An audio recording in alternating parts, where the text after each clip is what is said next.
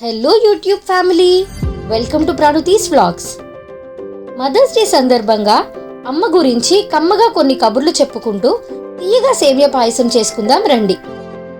అమ్మ ప్రేమ అమితమైనది. అమ్మ చేసే ప్రతి పని మన ఆనందం కోసమే.